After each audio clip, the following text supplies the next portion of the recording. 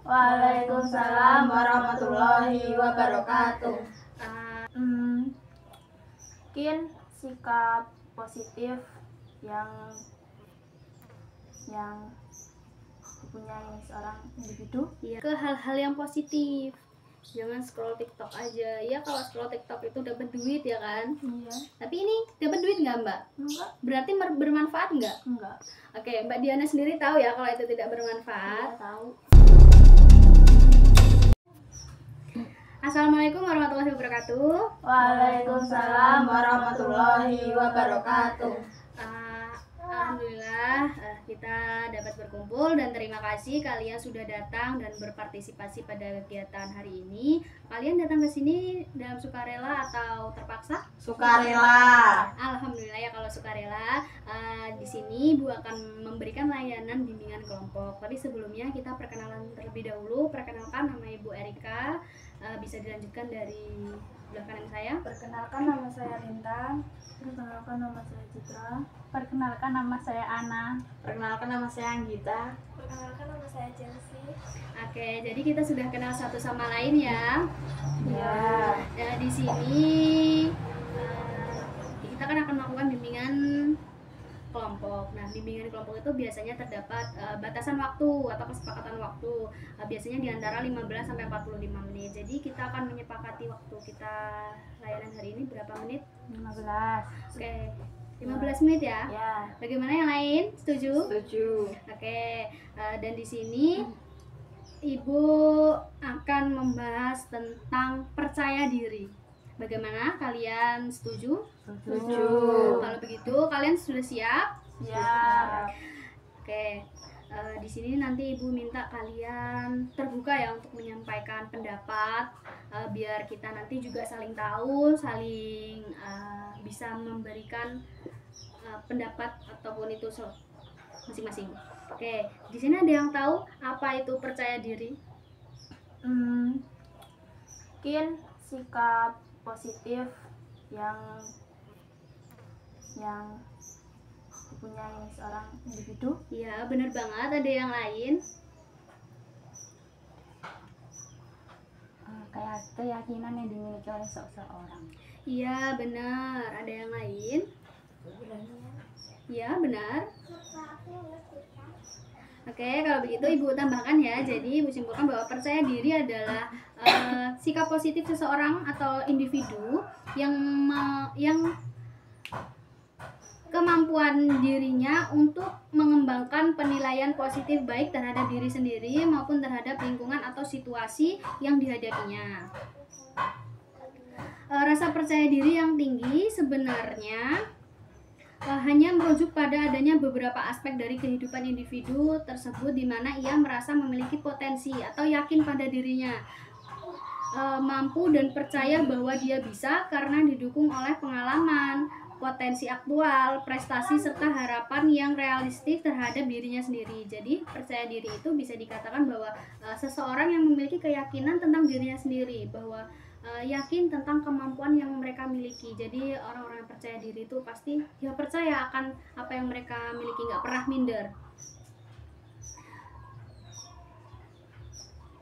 Dan percaya diri, individu yang percaya diri itu memiliki beberapa ciri-ciri. Apakah ada yang tahu bagaimana ciri-ciri orang yang percaya diri? Mungkin Berani, ya. berani berbicara di depan. Ya, benar banget. Ada yang lain? Ibu tambahkan ya, ciri-ciri individu yang percaya diri itu antara lain percaya akan kemampuannya tadi, percaya tentang dirinya, dan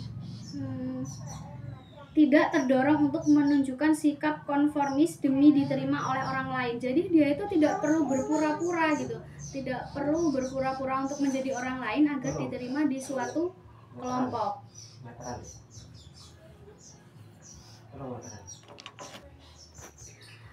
Itu tadi ya. Dan selanjutnya yaitu berani menerima dan menghadapi penolakan orang lain. Jadi dia tidak takut akan penolakan orang lain. Misal mereka menyampaikan pendapat nih, jadi dia akan tetap yakin dengan pendapat mereka gitu. Dia tidak pernah merasa akan ditolak gitu loh kan. Takut mau mau usul nanti ditolak gimana gitu. Itu nggak ada ya, nggak dimiliki oleh orang percaya diri, tidak seperti itu. Selanjutnya yaitu memiliki pengendalian diri yang baik. Jadi tidak di semua tempat gitu mereka kayak semena-mena gitu. Mereka bisa mengendalikan dirinya, emosionalnya dan sebagainya. Selanjutnya yaitu memiliki internal locus of control, dalam arti memandang keberhasilan atau kegagalan tergantung dari usaha diri sendiri dan tidak mudah menyerah pada nasib untuk keadaan serta tidak tergantung atau mengharap bantuan orang lain. Jadi mereka itu orang-orang yang percaya diri itu kalau mereka itu nggak pernah nyalahin orang lain atas kegagalannya. Mereka selalu menyadari tentang dirinya bahwa memang usahaku mungkin belum baik, jadi wajar kalau saya belum mendapatkan yang terbaik gitu. Dan dia tidak tergantung atau mengharapkan bantuan orang lain. Dia selalu berusaha untuk bisa dari dirinya sendiri, bukan dari orang lain.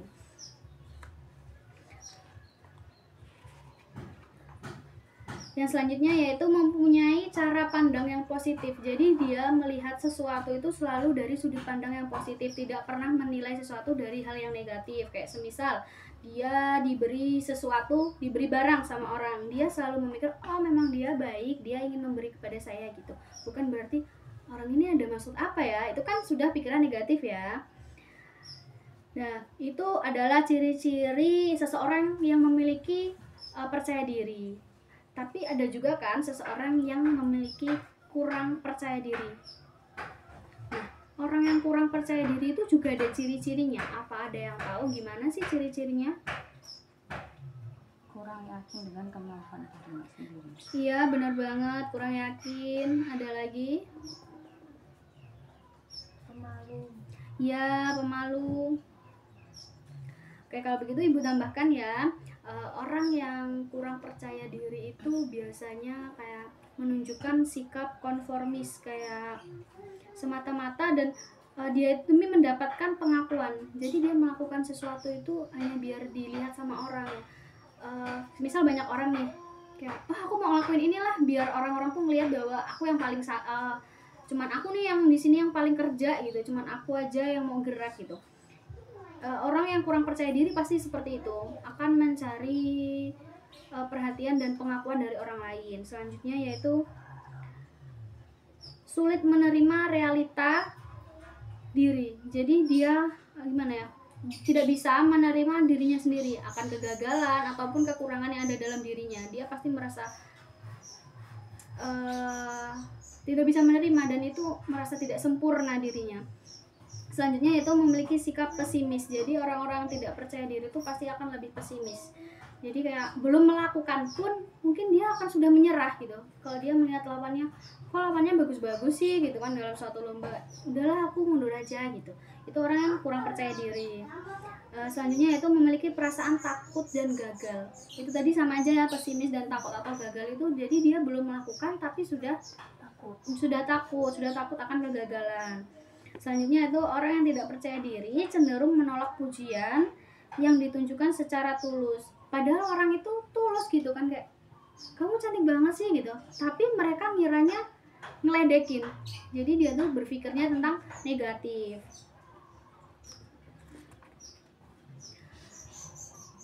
Oke, jadi itu tadi ciri-ciri ya orang yang percaya diri dan orang-orang yang kurang percaya diri.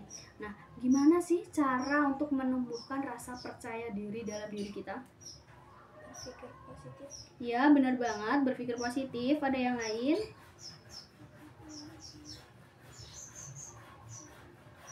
Oke, Ibu tambahkan ya, yaitu berpikir positif. Benar banget tadi kata Chelsea. Selanjutnya yaitu menilai diri secara objektif. Jadi secara objektif jujur gitu dari segi kelebihan maupun kemampuan yang dimiliki. Jadi dia tuh nggak pernah menilai dirinya itu memberikan pengakuan padahal dia sebenarnya tidak bisa, tapi dia mengaku bahwa aku lah bisa sama orang seperti itu. Itu tidak baik ya, itu justru malah menurunkan rasa percaya diri. Selanjutnya yaitu memberi penghargaan yang jujur terhadap diri. Jadi kita perlu memberi penghargaan juga terhadap diri sendiri. Kita tidak hanya memberi penghargaan terhadap orang lain, tapi diri kita juga perlu mendapatkan penghargaan dari diri kita sendiri dan orang lain. Selanjutnya yaitu berani mengambil resiko. Orang yang ingin memupuk rasa percaya diri itu harus mengambil resiko bahwa ya sudah, aku harus bisa, aku harus berani, seperti itu.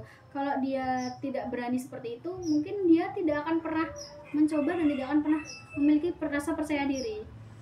Yang selanjutnya yaitu belajar mensyukuri dan menikmati rahmat Tuhan. Jadi kita harus bersyukur atas apa yang sudah Tuhan beri, atas apa yang sudah kita jalani saat ini, dan kita tidak perlu iri dengan orang lain. Oke, mungkin itu saja materi kita pada hari ini. Apakah ada yang ingin ditanyakan? Cukup, Bu. Oke, cukup. Apakah ada yang bisa menyimpulkan dari kegiatan kita hari ini? Mungkin kita jadi tahu kalau percaya diri itu kan sikap yang positif yang ada dari diri kita.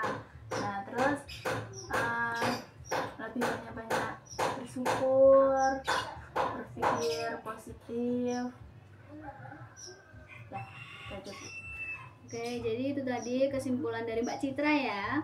Iya. Oke, Ibu tambahkan sedikit. Jadi rasa percaya diri adalah sikap positif seseorang atau individu yang memampukan dirinya untuk mengembangkan penilaian positif baik terhadap diri sendiri maupun terhadap lingkungan atau situasi yang dihadapi. Dan percaya diri juga memiliki beberapa ciri-ciri, dan orang yang tidak memiliki percaya diri itu juga memiliki ciri-ciri, dan ada juga beberapa cara bagaimana kita untuk memupuk rasa percaya diri.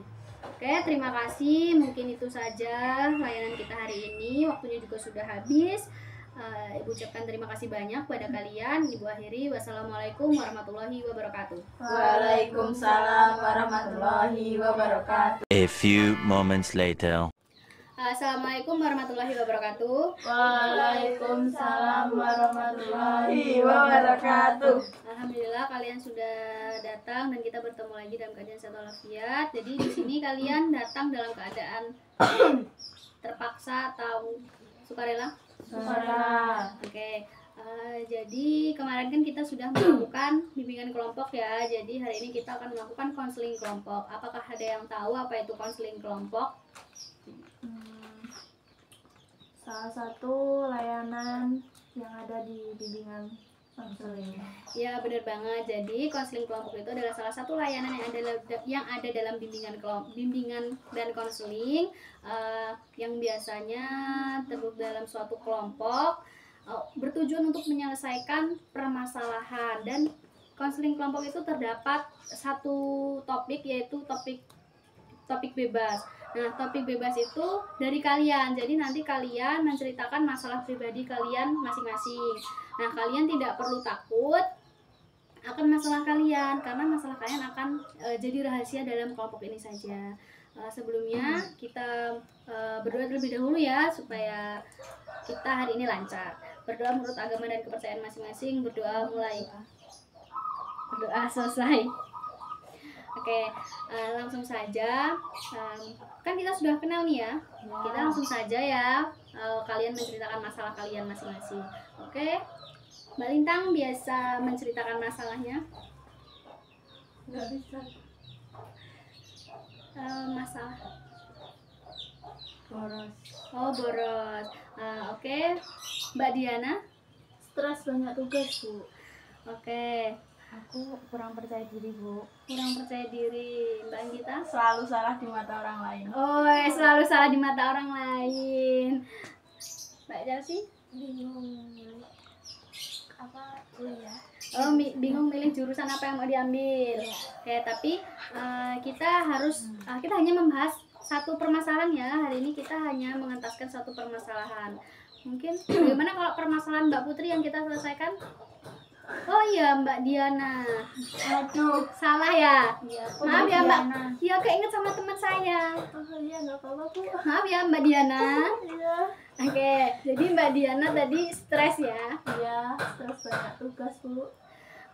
Oke, apa sih yang membuat Mbak Diana itu kok jadi stres gitu? Kan padahal itu cuma tugas, kenapa bisa stres?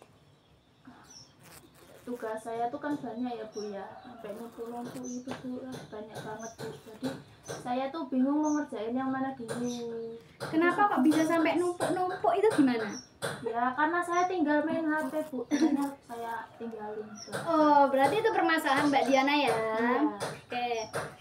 Jadi ada saran buat dari teman-temannya yang lain kalau pendapat. Kalau menurut aku ya, Mbak Diana itu kalau punya tugas harus dikerjain dulu, jangan main HP, jangan tidur, jangan main TikTok, jangan main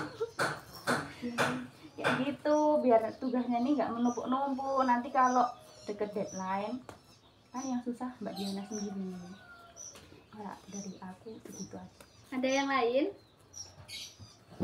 Oke, jadi itu ya Mbak Diana. Nah, jadi kalau punya tugas itu mungkin dikerjakan atau diselesaikan terlebih dahulu, jangan ditunda-tunda. Kalau ditunda-tunda itu tadi akhirnya menumpuk dan membuat stres karena deadline-nya mungkin bareng-bareng gitu ya Mbak ya. Iya, deket-deketan gitu Bu. Kadang Jadi- juga satu hari itu gitunya Ada beberapa tugas yang harus dikumpul. 5, 6 gitu Bu. Jadi Mbak Diana pernah punya keinginan nggak sih kalau dapat tugas langsung mau dikerjain gitu? Ada sih Bu, tapi langsung hilang. Ketika apa? Ketika apa hilangnya? Ketika lagi main HP gitu, lihat scroll TikTok, lihat K-pop, jadi tugasnya jadi lupa Bu. Jadi Mbak Diana itu bisa dikatakan kurang motivasi belajar juga ya. Iya. Jadi itu tadi Mbak Diana harus meningkatkan motivasi belajarnya terlebih dahulu. Ketika Mbak Diana sudah memiliki tingkat minat belajarnya atau motivasi belajarnya itu sudah baik, pasti Mbak Diana nggak bakalan ini lagi nunda-nunda tugasnya gitu. Terus mungkin Mbak Diana bisa mengalihkan ke hal-hal yang positif. Jangan scroll TikTok aja. Ya kalau scroll TikTok itu dapat duit ya kan. Iya. Tapi ini dapat duit nggak Mbak? Enggak. Berarti bermanfaat nggak? Enggak. Oke, Mbak Diana sendiri tahu ya kalau itu tidak bermanfaat. Saya tahu. Dan Mbak Diana menyadari itu tidak bermanfaat. Sadar sih Bu. Tapi kenapa masih berjalan terus sampai beberapa waktu sampai hari ini? Seru aja sih Bu. Seru. Gabut. Karena gabut kan tugasnya banyak Mbak. Iya ya. Kan tugasnya banyak. Kenapa masih bisa bilang gabut? Ya kadang tugasnya lupa Bu. Lupa mau ternyata ada tugas, lupa. Tuh, nggak ingat. Nggak ingat. Catat loh. Iya. Dicatat, bikin list tugasnya apa aja. Iya gitu, bikin kayak tabel-tabel hari ini tugas apa, terus nanti ditempel Mbak, ditempel di kamar gitu atau di tempat yang buat rebahan itu di bantalnya ditempel. Jadi kan waktu mau rebahan jadi keinget tugasnya. Di HP juga nggak apa-apa loh. Iya, di Ditempel HP di HP. dijadiin wallpaper gitu. Ya Bu. Jadi kita punya list gitu, kita punya tujuan, kita tuh hidup tuh harus punya tujuan ya Mbak. Iya. Ya, dan kita itu harus punya apa ya, planning untuk kedepannya. Kalau semisal Mbak Diana ini kuliah ya kan, Iya. keinginannya lulus 4 tahun, kalau tugasnya nggak pernah dikerjain nanti gimana? Tujuannya tidak tercapai. Jadi Mbak Diana harus mengingat tujuan-tujuannya itu. Yang terpenting Mbak Diana sekarang mungkin bisa mencoba untuk meningkatkan motivasi belajarnya, meningkatkan keinginan-keinginan ataupun bagaimana sih ingin belajarnya itu tinggi gitu, rasa ingin belajarnya itu tinggi. Mbak Diana bisa meningkatkan itu terlebih dahulu. Mbak Diana banyak kok Mbak Diana di sosial media, di Google Web atau sebagainya itu banyak banget. Nanti Mbak Diana bisa cari lebih detailnya mana sih yang terbaik buat Mbak Diana, mana yang cocok buat Mbak Diana gitu. Ya Bu, saya bakal coba terus ngurangin main HP. Iya, dikurangin ya Mbak, biar nggak mengganggu waktunya. Itu kan bisa menghabiskan waktu sia-sia. Ya Bu. Nah, jadi gimana perasaan Mbak Diana sekarang? Saya lega Bu karena udah nyeritain masalah saya sama teman-teman semuanya, dan saya Iya. juga tahu kalau tugas itu penting. Jadi itu juga dapat diambil pelajaran buat teman-teman yang lainnya ya. Iya. Jangan meninggalkan tugasnya demi kegiatan yang tidak positif atau kegiatan yang merugikan atau buang-buang waktu saja. Oke, karena waktu kita sudah hampir habis, itu saja kegiatan kita hari ini. Ibu simpulkan sedikit, jadi stres itu banyak penyebabnya. Kalau seperti kita membahas stres yang dialami Mbak Diana itu mungkin disebabkan oleh Mbak Diana sendiri karena dia menunda tugasnya demi melakukan kegiatan yang kurang positif, sehingga tugas yang harus dikumpulkan itu sudah deadline dan membuat Mbak Diana stres harus mengerjakan yang mana dulu, sedangkan tugasnya harus dikumpulkan dalam waktu yang berdekatan. Jadi kita harus melakukan hal-hal yang positif, kita harus bisa memanage waktu yang mana kita harus lakukan untuk belajar, mana yang kita harus lakukan untuk bermain. Itu saja mungkin yang bisa Ibu sampaikan, dan semoga ini bermanfaat untuk saya dan untuk teman-teman semua. Kita tutup dengan berdoa menurut agama dan kepercayaan masing-masing. Berdoa selesai, saya ucapkan terima kasih banyak. Saya akhiri, wassalamualaikum warahmatullahi wabarakatuh. Waalaikumsalam warahmatullahi wabarakatuh. Why don't